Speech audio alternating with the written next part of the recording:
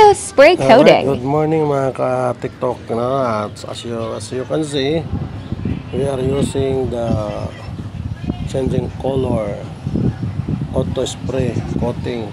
So ito na guys, tingnan nyo kung gaano ka-itim, no? Ang tambot. So yan, oh. So pa sa bearings, kaya ano pa. So ito guys, no? Gamit natin ang changing color ng auto, yan, auto spray coating guys, para sa tambutso at saka sa iba pang bagay.